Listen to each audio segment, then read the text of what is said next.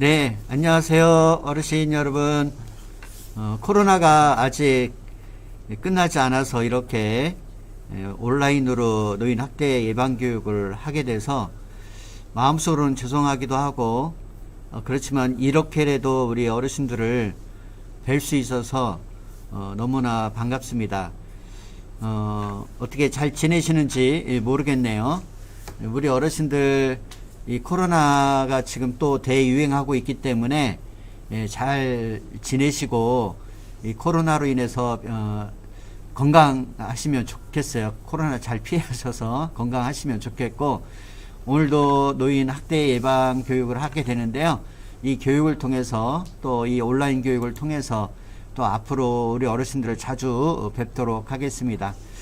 어쨌든 저도 손꼽아 기다리겠습니다. 우리 어르신들 복주에 만나는 날 손꼽아서 기다릴 테니까 우리 어르신들도 기대하는 마음으로 해주시면 좋겠고, 그동안 또 복지관도 많이 변화가 되었는데요. 또 그런 변화된 모습도 함께 나누면 좋겠습니다. 어쨌든 오늘 교육을 통해서 좋은 시간 되시기 바랍니다. 감사합니다.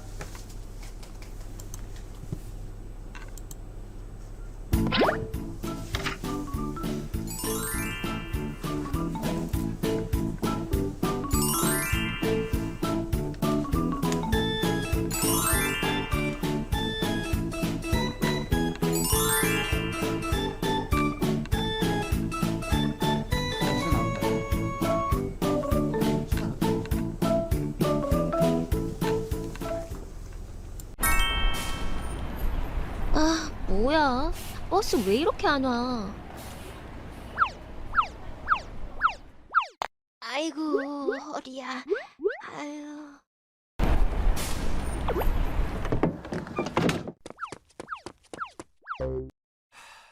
할머니, 타실 거예요? 안 타실 거예요? 아, 뭐야. 시끄럽게. 아니, 그게 내가 다리가 아파서. 아니, 할머니. 그건 할머니 사정이고. 지금 젊은 사람들 다 바쁘게 출근하는데 뭐 하러 나와가지고 귀를 막고 난리야, 어? 아, 진짜 아침부터 재수가 없으려니까. 아, 저리 비켜!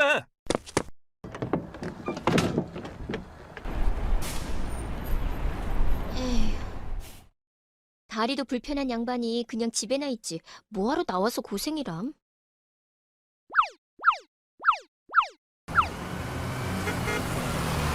아까 그 할머니 말이야. 결국 버스 못 타고 그냥 댁에 가시던데. 뭐야? 누구? 어? 네가 할머니를 좀 도와드리지 그랬니? 뭐야? 꿈인가? 고양이가 말을 하잖아! 너 아까 그냥 집에나 계시는 게 낫겠다고 했니? 만약에 나중에 너한테 누가 나이 들었으니 어디 아무 데로 가지 말고 그냥 집에만 있으라고 하면 너는 그렇게 할래? 아니, 이 고양이 말하는 것 좀 보게. 남이사 무슨 상관이람? 네가 그 할머니였다고 생각해봐. 얼마나 힘드시겠어. 헐, 고양이 주제에 오지랖은. 그 할머니 나이 든 게 내 탓이야? 안 되겠군. 네가 직접 한번 늙어보면 알겠지. 뭐야? 이 쎄한 기분은? 이게 뭐야? 왜 아까 그 할머니가 여기 보여? 어떡해. 빨리 내 모습 돌려내. 너 하는 거 봐서.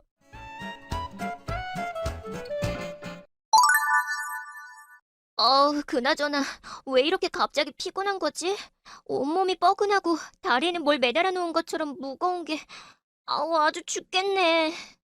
그렇지. 나이가 들면 바뀌는 게 이 주름 같은 나이든 외모뿐만이 아니야. 노인이 되면 여러 가지 신체 기능이 저하되는데 뼈와 근육이 위축되면서 키가 줄어들고 등이 굽지. 또 폐활량이 줄어들고 흉부가 짧아지면서 숨이 차게 돼. 산소 공급이 젊을 때처럼 원활하게 잘 안 되니까. 그래서 그냥 걷기만 하는데도 이렇게 숨이 가쁘고 힘든 거구나. 그래서 나이가 들면 운동 기능도 떨어지고 신체 활동도 어려워지는 거야. 아까 그 할머니가 왜 그렇게 힘들어 하셨는지 알겠니? 몰라. 지금 그냥 서 있는 것만 해도 죽을 것 같아. 그렇다고 밖에 안 나오고 집에만 있기에는 너무 우울할 것 같고. 아까는 내 알 바 아니라더니. 이제 조금씩 노인을 이해하기 시작한 건가? 그게 나랑 무슨 상관이야? 내가 노인도 아닌데 왜 노인을 이해해야 하냐고. 왜 상관이 없어? 너는 요즘 고령화 문제에 대해 못 들어봤니? 고령화? 모두 오래 살면 좋은 거 아니야? 노인이 늘어나는 게 뭐가 문제라는 거야? 단순히 노인이 늘어나서 문제가 생겼다고 말하기는 어렵고, 일단 문제를 이해하려면 인구 구조 변화의 문제를 이해할 필요가 있어. 먼저 일반적으로 65세 이상을 노인이라고 규정하고 있는데 1960년에는 전체 인구의 3%도 안 되던 65세 이상 노인 인구가 2000년에는 7.2%로 높아졌고 2019년 현재는 65세 이상 인구가 전체 인구의 14.9%까지 높아졌어. 65세 인구가 전체 인구의 7%를 넘으면 고령화 사회, 14%를 넘으면 고령 사회, 그리고 20%를 넘으면 초고령화 사회라고 하는데 우리나라는 이미 2000년에 고령화 사회에 진입했고 2017년을 넘어서면서 고령 사회에 진입했어. 그리고 2025년이 되면 초고령 사회에 진입할 것으로 예측되는 상황이야. 고령화 사회에서 고령 사회로 가는데 17년? 다시 초고령화 사회로 가는데 불과 8년이라니 엄청 빠른 거 아니야? 맞아. 독일, 이탈리아, 프랑스 같은 선진국들은 이미 초고령화 사회에 진입하긴 했지만 우리나라만큼 빠르게 고령화가 이루어지지는 않았어. 가까운 일본은 1994년 고령 사회에 진입한 후 12년 만인 2006년에 초고령화 사회에 진입했는데 우리는 현재 8년 이내에 초고령화 사회에 들어설 예정이니 엄청 빠른 속도지? 근데 이게 끝이 아니라는 거. 2040년이 되면 65세 이상 노인 인구가 전 인구의 32.8%를 차지하게 되고 2065년이면 무려 42.5%가 될 것으로 예측되고 있거든. 뭐? 42.5%? 우리나라 인구의 거의 절반이 노인이 된다는 거야? 그런 셈인 거지. 게다가 최근 저출산이 계속되면서 이 속도는 점점 더 빨라지고 있어. 노인들은 늘어나는데 새로 태어나는 아이들은 별로 없다면 우리나라 인구가 전체적으로 줄어든다는 거잖아. 그렇지. 그리고 은퇴한 노령 세대에 대한 사회적인 부양비 문제도 생기게 되지.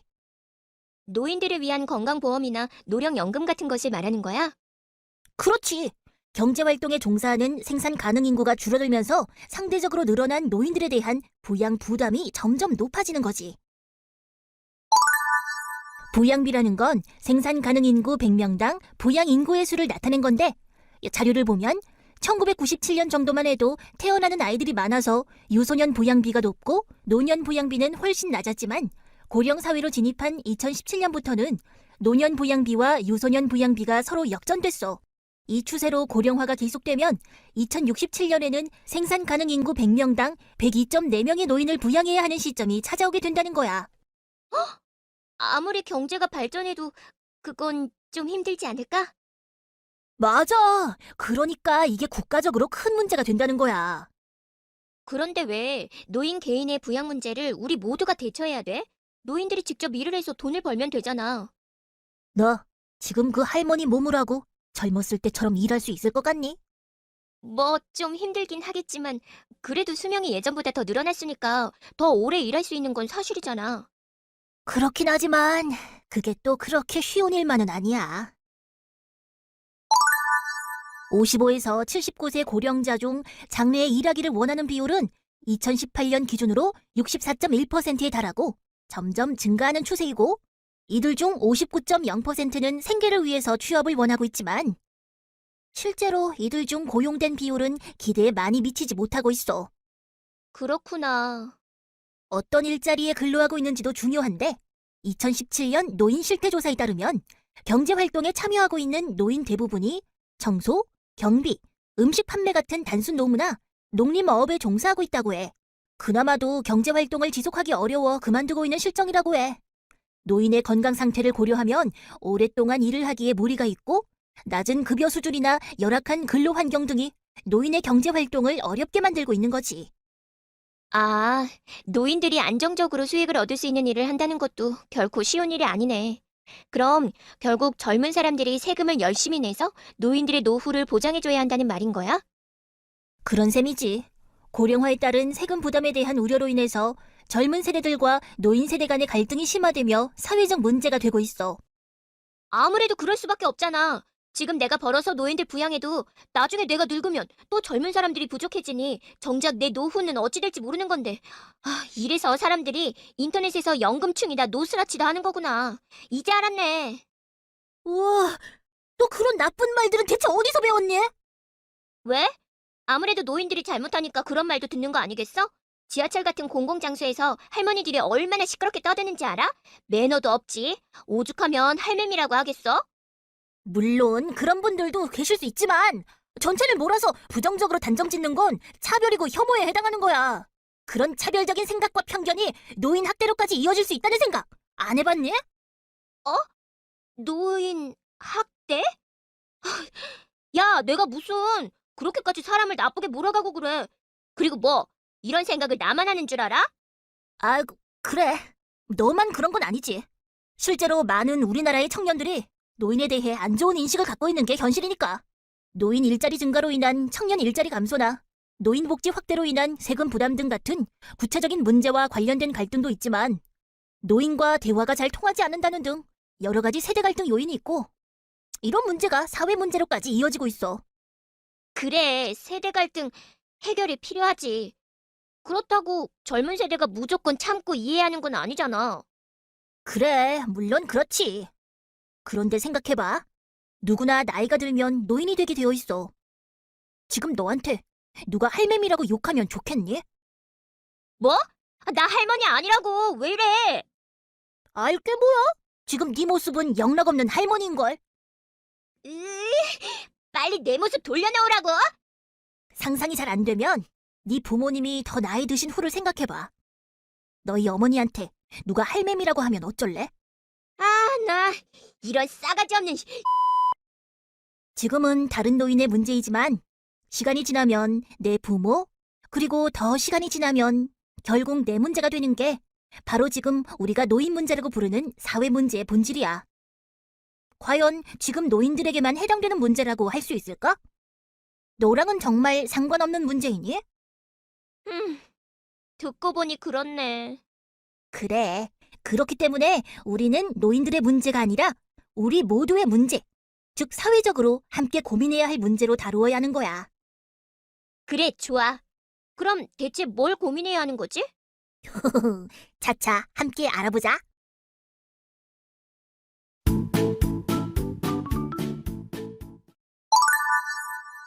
아리야, 너는 노인하면 어떤 이미지가 떠오르니? 내가 할머니 모습을 하고 말하는 게 좀 이상하지만 솔직히 별로 긍정적인 단어들은 떠오르지는 않는 것 같아. 나중에 노인이 될 생각을 하니 암울하기도 하고. 사실 너만 그런 게 아니라 우리나라의 많은 사람들이 노인에 대해 긍정적인 이미지를 갖고 있지 않은 것이 현실이야. 솔직히 그동안 노인을 공경해야 한다고 배우긴 했지만 나이 들면 뭐든 나빠지기만 하고 좋은 게 별로 없잖아? 노인에 대해 긍정적인 인식을 가질 만한 게 있을까? 그럼 우리가 가지고 있는 노인에 대한 편견이나 오해에 대해 함께 이야기해보자. 여기 빈칸에 들어갈 말을 한번 생각해봐. 어떤 것이 떠오르니? 무능력하다? 노인이 되면 새로운 것을 빠르게 배우기도 어렵고 어떤 일을 한다는 것 자체가 힘들 것 같은데? 노인이 되면 신체 기능이 젊을 때 비해서 떨어지는 건 사실이지만 노인이 되면 지적 능력이 떨어진다, 무언가 배우기 어렵다라고 생각하는 건 일종의 편견이야. 어째서? 나이 들면 건망증도 심해지고 기억력이 떨어지는 건 사실이잖아? 치매라는 병도 주로 노인들이 앓는 질병이고. 아무래도 노인이 되면 단기 기억력이 감퇴되고 최근에 일어난 일을 상대적으로 잘 기억하지 못하는 경향이 커지지만 지적 능력이라는 것은 단지 기억력만을 이야기하는 것이 아니거든. 학습 능력이나 사고력이나 문제 해결 능력은 연령이 증가한다고 해서 떨어지는 것이 아니고 개인의 교육 수준이나 훈련 여부에 따라서 더 큰 영향을 받는다고 해. 나이가 들어서도 지속적으로 노력하면 지적 능력을 유지할 수가 있다는 거지. 그런데 말이야, 나이 드신 분들이 새로운 것을 배우기 어려운 건 사실이잖아? 아무래도 새로운 것을 짧은 시간 안에 외우거나 하는 일은 어렵지만 충분한 시간과 학습 동기만 있다면 젊은 사람들 못지않게 높은 성과를 낼 수도 있다고 해. 노인들이 아무것도 할 수 없다는 생각은 정말 잘못된 생각이었구나. 노인들에 대해 갖고 있는 오해나 편견, 또 어떤 게 있을까? 고집불통이다? 무슨 말을 하려고 해도 들으려고 하지 않는 걸 보면 말이 정말 안 통한다는 생각이 들어. 또 나이 어린 사람들을 가르치려고 하는 걸 보면 권위적이라는 생각도 들고. 노인이 되면 아무래도 새로운 것을 시도하기 두려워하고 과거의 방식을 고수하려는 심리적 경향이 생기는 건 사실이야. 아무래도 신체적인 기능이 저하되다 보니까 사고나 행동을 하는데 조심스러워지는 거지.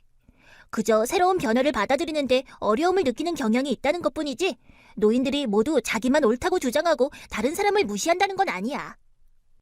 하긴 고집불통인 사람들은 젊은 사람들 중에도 있으니까. 맞아. 2018년에 이루어진 한 설문조사 결과를 보면 사람들은 20대 중에도 소위 꼰대라고 불리는 권위적이고 고집불통인 사람들이 있다고 생각하고 있어. 나이가 문제가 아니라 권위적이고 강한 형식을 따지는 사람이 문제이지 노인들이 다 그런 건 아니라는 말이구나. 그렇지? 그럼 이건 어때? 노인들은 모두 무례하다. 이건 정말 편견이 아니라 내가 직접 경험한 팩트야, 팩트. 지하철에서 다른 사람들 생각은 안 하고 큰 소리로 대화하는 경우도 많고 사람들을 막 밀치고 다니는 일도 아주 흔하다고. 그건 말이야. 사실 이유가 있어. 일단 노화가 이루어지면 점차 소리의 높낮이와 강도에 대한 감지 능력이 떨어지고 소리가 작고 울리면서 들리기 때문에 작은 소리로 말하기가 어려워지게 되는 거야. 아, 그래서 시끄러운 장소가 아닌 곳에서도 큰 소리로 말을 하시는 거구나. 그럼 사람들을 막 밀치고 다니는 건? 그건 왜 그런 건데? 그것도 노화에 따른 시각 능력 약화 때문이야. 동공 조절 능력이 감소되고 시야가 축소되면서 시야 밖에 있는 것들을 감지하기가 어려워지거든. 그리고 생각해봐. 지하철에서 내리거나 탈 때 일정 시간이 지나면 문이 닫혀버리잖아. 노인들은 젊은 사람들처럼 빠르게 내리거나 타기가 어려운데 그 짧은 시간 안에 빨리 움직여야 하니 얼마나 마음이 급하시겠니. 아, 그런 이유가 있는 줄은 몰랐네. 앞으로 노인분들이 자꾸 밀친다고 불평하기 전에 먼저 내리실 수 있게 배려해드려야겠구나. 좋아. 이제 노인에 대해 갖고 있던 오해도 풀었으니 노인들이 당면한 현실적 문제에 대해 좀 더 이야기를 해보자. 어떤 것들이 노인들을 힘들게 할까? 글쎄, 신체적 질환이나 경제적인 어려움 같은 문제도 있겠지만 가장 큰 건 외로움이 아닐까? 아무래도 나이가 들면 일을 그만두게 되면서 사회적인 활동도 줄어들고 배우자와 사별하는 경우도 생기게 될 수 있잖아. 그렇다고 요새 자녀들이 부모를 모시는 분위기도 아니고. 맞아. 실제로 조사 결과를 봐도 자녀와 동거를 하는 노인이나 노인 부부가 함께 사는 세대보다 노인 혼자 사는 독거 가구의 경우에 우울 증상이 더 높은 것으로 나타나고 있어. 배우자가 있는 경우보다 배우자가 없는 경우 더 우울 증상 비율이 높게 나타나고 있고. 우울증? 그거 되게 무서운 거 아니야? 우울증 때문에 극단적인 선택을 하는 사람도 있다던데. 뉴스에서 우리나라 노인 자살 인구가 OECD 국가 중에서 가장 높다고 들은 것 같은데 이런 문제 때문인 건가? 우리나라 노인 자살률이 높은 이유는 경제적 빈곤 문제부터 건강 문제 등 여러 가지 이유가 있기 때문에 단언해서 말하기는 어렵긴 하지만 외로움이라는 문제를 따로 떼어 생각하긴 어려울 것 같아. 2017년 조사에 의하면 자살을 생각해 본 적이 있다는 노인이 6.7%인데 이 중에서 12.4%는 외로움 때문에 자살을 생각했다고 대답했거든. 부부, 자녀, 친구와의 갈등 및 단절, 가족이나 친구 등 가까운 사람들의 사망과 같은 문제도 모두 외로움과 관련이 있다는 것을 생각하면 관련이 없다고 보기 어려울 것 같은데? 아무래도 혼자가 되면 경제적, 사회적, 정서적으로 고립되면서 여러 문제가 복합적으로 발생할 수 있잖아. 그렇지. 결국 노인들의 외로움이라는 문제를 우리가 단순히 개인적인 감정의 문제로 치부할 게 아니라 사회적 문제로 고민해볼 필요가 있다는 의미인 거지. 그렇구나. 그동안 어르신들이 공원 같은 데 삼삼오오 모여 계신 걸 보면 그냥 이상하다고만 생각했었는데 나름대로는 사회적 관계를 통해서 외로움에서 벗어나 보려고 하시는 거라고 생각하지는 못했어. 노인의 외로움을 더욱 가중시키고 노인을 힘들게 하는 문제는 바로 차별과 혐오의 문제야. 아까 우리가 이야기한 틀딱이니 할매미니 하는 혐오를 부추기는 신조어는 물론이고 노인이 오면 장사가 안 된다느니 집에나 있으라는 등 여러 가지 차별적인 생각과 표현들이 만연해 있는 게 현실이야. 비하 발언이나 혐오 표현이 무서운 이유는 이런 것들이 사회 전반적인 의식으로 자리 잡을 경우 극단적으로는 폭력으로까지 이어질 수 있기 때문이야. 노인들은 몸이 불편하고 무기력하다 라는 고정관념이 노인들의 활동에 제약으로 작용하고 결국 사회적, 경제적인 배제와 노인 학대에까지 영향을 미칠 수 있다는 거지. 노인이라는 이유만으로 이렇게 차별받는 건 명백한 인권 침해나 사회적 폭력이라고 생각하지 않니? 아니, 내가 아까 할머니한테 집에나 계시라고 한 건 그런 것까지는 아니었는데 그저 사소한 말이라고 생각했는데 그런 말들이 증오와 차별, 폭력까지 이어질 수 있다고 생각하지는 못한 것 같아. 할머니께 죄송하고 부끄러워지네. 노인에 대한 오해, 편견, 그리고 차별화, 혐오적 표현이 노인 학대로까지 이어질 수 있다는 것 정말 무섭지 않니? 노인 학대라면 노인들을 막 때리는 걸 말하는 거야? 학대가 반드시 물리적인 폭력만 이야기하는 건 아니야. 노인에게 위해를 가하는 모든 행위는 노인 학대에 해당해. 신체적인 폭력 외에도 정신적 폭력, 정서적 폭력, 성적 폭력까지를 모두 포함해. 경제적 착취나 가혹 행위를 하는 것, 유기 또는 방임을 하는 것도 모두 노인 학대라고 할 수 있지. 우리나라 노인 학대 현황을 보면 문제는 이건 노인 학대로 신고되어 노인 학대로 판정된 수를 집계한 것이기 때문에 신고되지 않은 노인 학대가 얼마나 되는지는 알 수 없는 실정이야. 신고되지 않은 노인 학대가 더 많을 수 있다는 거야? 노인 학대 발생 장소를 보면 가정 내에서 발생하는 경우가 많고 그 외에도 생활시설이나 이용시설, 병원, 공공장소 등에서 다양한 곳에서 노인 학대가 발생하고 있어. 생각보다 우리 주변의 곳곳에서 노인 학대가 일어나고 있구나. 그런데 학대 발생 장소가 가정 내라면 가족에 의해 노인 학대가 발생한다는 거야? 전체 노인 학대 행위자 유형을 살펴봐도 78%가 배우자나 아들, 며느리, 딸과 같은 친족인 경우가 대부분이야. 뭐? 다른 사람도 아니고 자녀와 배우자에 의한 학대가 가장 많은 수를 차지한다니 너무 충격적이다. 실제 사례를 보면 학대를 당하더라도 내 자식이라서 집안일이라 알려지는 게 창피하다. 그냥 나만 참으면 집안이 조용해진다고 생각하고 신고하지 않은 분들이 꽤 된다고 해. 이렇게 은폐되는 사례까지 고려한다면 노인 학대가 훨씬 더 많이 발생하고 있을 가능성이 높은 거지. 일반적으로 노인 학대 유형은 중복되어 발생하는데 이 중 가장 많은 학대 유형은 바로 정서적 학대와 신체적 학대야. 2018년 노인 학대 사례 중 신체적 학대가 3,046건, 정서적 학대가 2,508건 발생했고 다른 유형의 학대와 비교해 볼 때 발생이 매우 높다는 걸 알 수 있어. 노인이 되면 그저 아프고 힘들다고만 생각했지 이렇게 큰 고통을 겪고 있다고는 생각하지 못했는데. 지금이라도 알게 되었으니 이제 우리가 어떻게 이러한 문제를 함께 해결할 수 있을지 알아볼까?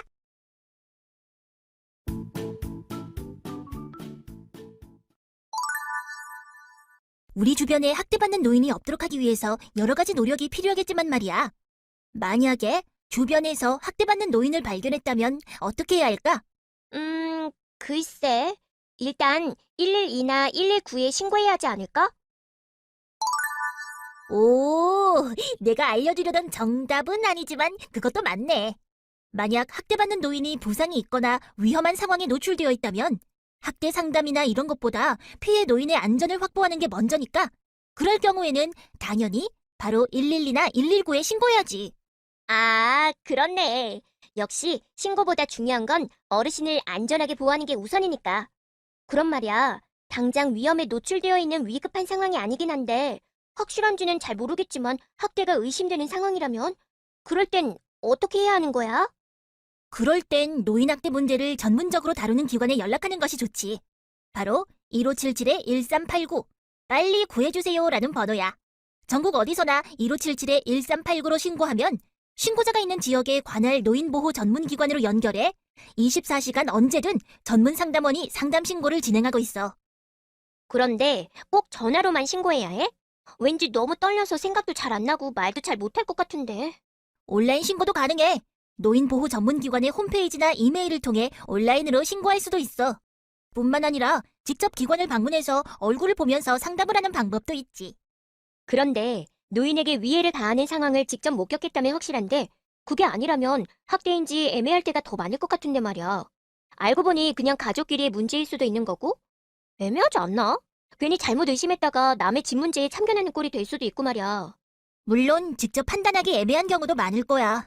게다가 이런 일이 보통 가정 내에서 이루어지는 경우가 많은데 여전히 우리 사회에서는 집안에서 일어난 일은 가족이 알아서 해결해야 할 문제라고 치부하는 경우가 많으니까 학대당하는 당사자인 노인도 그래도 내 자식, 그래도 내 가족이라는 생각 때문에 학대 사실을 숨기고 참으려는 경우도 많고 가정 말고 시설의 경우도 마찬가지인데 2018년 노인복지시설 노인인권실태조사에 따르면 시설장의 92%, 시설 직원의 45%가 신고할 만큼 심각하다고 생각하지 않았기 때문에 노인학대를 의심하고도 신고하지 않은 것으로 나타났거든. 뭐? 그냥 의심만 하고 말았다는 거야? 어떻게 그럴 수가 있어?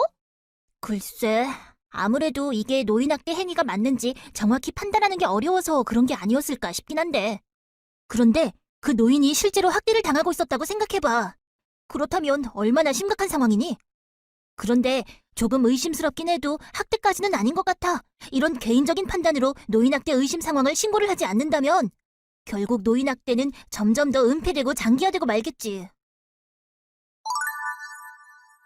그런데 그냥 무조건 의심된다고 신고하기보다는 어떤 경우가 노인 학대에 해당하는지 알아볼 수 있어야 신고도 할 수 있을 것 같은데. 그렇지. 어떤 경우가 노인학대인지 그리고 어떤 경우에 노인학대를 의심해 볼 수 있는지 노인학대의 유형과 징후에 대해 설명해 줄게. 노인학대는 신체적 학대, 정서적 학대, 성적 학대, 경제적 학대, 방임, 자기방임, 유기 등으로 나타나는데 대부분은 여러 유형의 학대가 중복적으로 이루어지는 경우가 많아. 먼저 신체적 학대는 물리적인 힘 또는 도구를 이용해 노인에게 신체적 혹은 정신적 손상, 고통, 장애를 유발시키는 행위를 말하는 거야. 신체 구타, 억압, 강제로 가두거나 통제, 생존 유지를 위한 식사, 장치, 약물 등을 단절하는 것, 약물 및 주사를 강제 복용, 투입하는 것, 강제 노동 등이 대표적인 행위를 할 수 있어. 만약 노인의 몸에 치료받지 못한 상처나 부상 등이 있거나 머리카락이 뽑힌 흔적, 머리 부분에 출혈이나 묶인 흔적 등이 신체에 있고 위축감이나 두려움, 심한 불안 증세를 보인다면 신체적 학대를 의심해 볼 수 있지.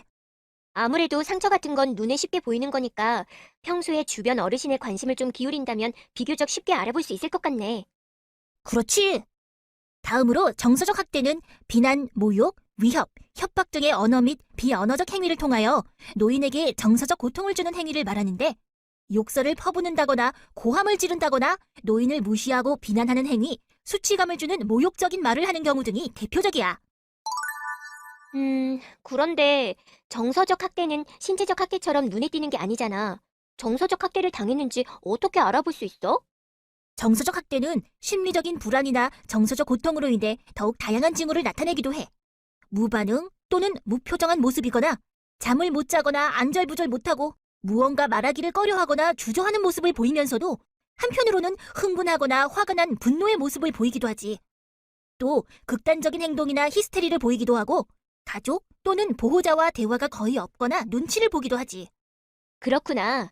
주변에 노인이 있는 집에서 다툼이나 욕설, 큰 소리가 자주 들리면 잘 관찰해 볼 필요가 있겠네.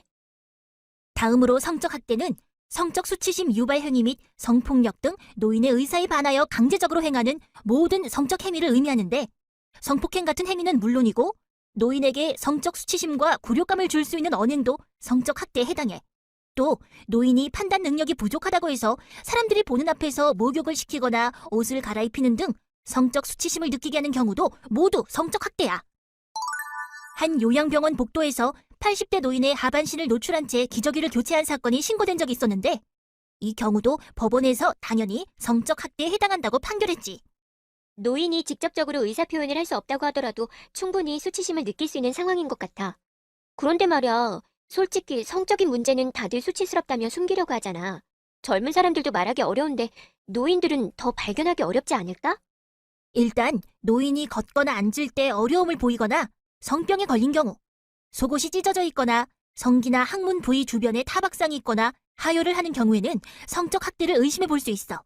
이런 물리적인 징후가 아니라 정서적 징후도 나타나는데 특정 유형의 사람들에 대한 두려움을 보이는 것 등이 성적 학대의 징후라고 할 수 있어. 성희롱에 대한 불쾌감을 주변 사람들에게 말하거나 표현하는 경우도 성적 학대를 의심해 볼 수 있지. 다음으로는 경제적 학대야.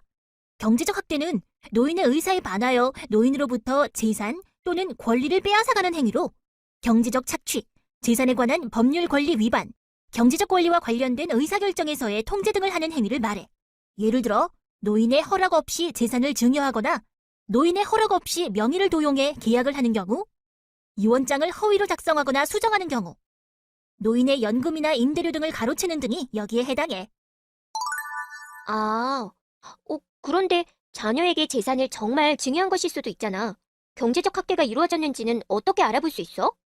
사실 노인들 자신도 자녀에게 재산을 증여하거나 용돈을 준다는 생각으로 인해 경제적 학대를 당했다고 인지조차 못하는 경우가 많은 게 사실이니까.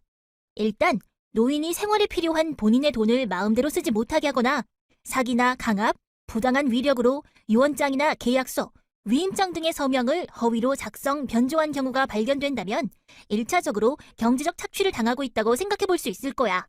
또 노인의 재산이 갑자기 타인의 명의로 전환되었다거나 은행 계좌에 뭔가 부적절한 거래가 포착되는 경우가 있는 경우도 경제적 학대를 의심해 볼 수 있어. 노인의 허락 없이 노인의 재산을 임의로 사용하거나 결정을 통제하는 경우가 주로 경제적 학대에 해당되는구나. 그럼 방임은 뭐야? 방임도 노인학대의 일종이야. 보호자 또는 부양 의무자로서 책임이나 의무를 거부하거나 제대로 이행하지 않거나 혹은 포기하는 행위를 방임이라고 하는데, 경제적 능력이 없는 노인의 기본적 생존을 위한 생활비를 지원하지 않거나 중단하는 것, 스스로 식사하기 힘든 노인의 의식주 등 일상생활 관련 보호를 제공하지 않는 것, 노인에게 필요한 의료적 처치를 제공하지 않거나 거부, 방해 혹은 소홀히 하는 경우 등이 모두 방임에 해당돼. 거동이 불편한 노인을 돌보지 않는다면 아무래도 위생 상태나 영양 상태 같은 걸로 알아볼 수 있지 않을까? 맞아. 만약 대소변 냄새나 악취, 염증, 욕창 등이 그대로 방치된 상태로 있거나 머리, 수염, 손톱 등이 정돈되어 있지 않고 세탁되지 않은 옷을 입고 있는 등 신변 처리가 안 된 상태가 대표적인 방임학대의 징후야. 식사를 챙기지 않아 영양실조나 탈수 상태인 경우 학대를 받고 있다고 의심해 볼 수 있어. 그런데 보호자나 부양 의무자가 노인을 방임하는 경우도 있지만 노인 스스로가 최소한의 자기보호 관련 행위를 포기하여 심신이 위험한 상황이나 사망에 이르는 경우도 있어. 이런 걸 자기방임이라고 해. 아, 방임과 차이가 뭐야? 방임이 보호자 또는 부양 의무자가 그에 따른 책임이나 의무를 거부하거나 불이행해서 노인에게 의식주 및 의료를 적절하게 제공하지 않는 행위라면, 자기방임은 노인 스스로가 최소한의 자기보호 관련 행위를 포기하는 경우를 말하는 거야. 스스로 식사를 할 수 있는 상황인데도 음식물을 섭취하지 않는다거나 필요한 치료나 약 복용을 포기하는 경우 같은 걸 말하는 거구나. 그렇지. 마지막으로 6위는 보호자 또는 부양 의무자가 노인을 버리는 행위로, 노인을 시설 입소시킨 후 보호자가 연락 두절하거나 낯선 장소에 노인을 버리는 행위가 대표적이야. 이거 완전 현대판 고려장 아니야? 6위의 징후는 명확해. 노인이 낯선 장소에서 배회하고 있거나 자신의 주거지나 연락처를 알지 못하는 곳에 버려져 있는 경우, 가족 및 보호자가 노인과 왕래를 하지 않는 경우, 가족이나 보호자가 노인을 시설이나 병원 등에 입소시켜 연락이 두절되는 경우 등이 6위의 대표적 예측 징후라고 할 수 있어. 설명을 듣고 나니 주변의 노인분들 중 학대를 당하시는 분이 혹시 계시지 않는지 잘 살펴봐야겠다는 생각이 더 많이 드는 것 같아. 내가 조금만 관심을 가지고 한 번 더 의심해 본다면 학대를 당하고 있을지도 모르는 그분들을 구할 수 있는 거잖아. 그렇지. 그렇게 주변에 관심을 갖는 것부터가 바로 노인 학대를 예방하는 첫걸음이라고 할 수 있지.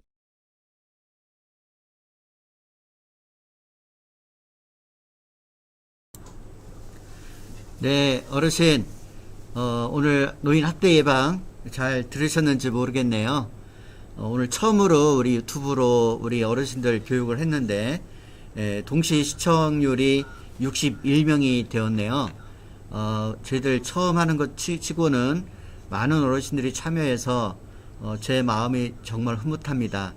처음에는 몇 분 정도가 할까 이런 생각을 했었는데, 오늘 이렇게 보니까 많은 어르신들이 참여를 하셔서 앞으로 저희들이 코로나가 발생이 돼서 복지원 모이게 되면 이런 형식으로 저희들이 우리 어르신들을 찾아뵙도록 하겠습니다.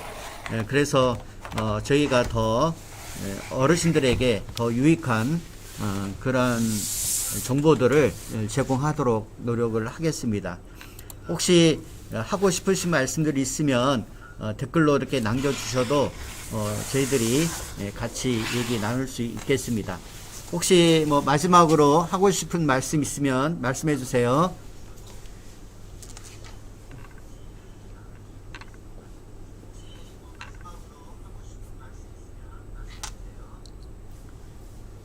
네, 우리 어르신, 우리 모든 직원들을 위해서 또 이렇게 격려해 주시고 지지해 주셔서 감사드립니다.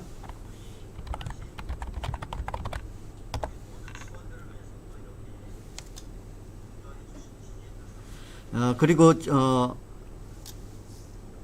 저희들을 하나 광고를 드리는 것은 이번 금요일 오후 2시에 겨울나기 후원 행사를 하게 됩니다. 그때도 저희들이 유튜브로 실시간으로 하게 되는데요. 주변에 많은 분들 참여해 주시도록 이렇게 알려주시면 좋겠고요.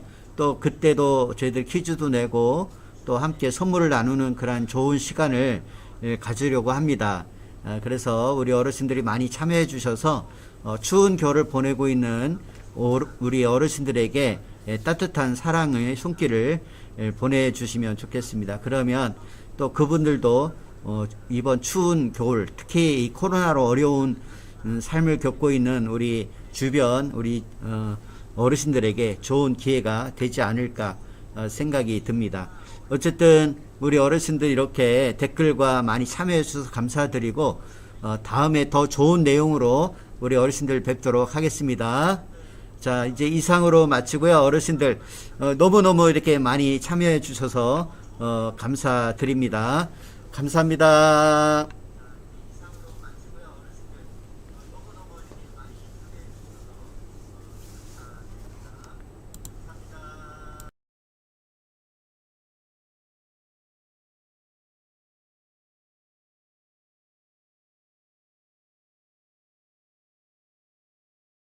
네. 네, 그래도 많이 댓글 올라오시네요. 예, 박춘숙 선생님, 김두열 선생님, 고진감래, 가경분, 김문명 어르신, 신원재 어르신, 박혜자 어르신, 이준일 어르신, 장송영 어르신, 늘보 어르신, 김정숙 어르신, 마지막까지 댓글을 남겨주셔서 정말 감사드리고 또 제가 다 말씀드리지 못한 모든 의회에 있는 분들 정말 다시 한번 감사드립니다. 이 코로나 때 더 건강하시기 바랍니다. 네, 오경순 어르신, 야딩딩 어르신, 박인숙 어르신, 김혜자 어르신, 다시 한번 감사합니다. 송구목 어르신도 오셨네요. 다시 한번 감사드립니다. 자, 이상으로 마치겠습니다.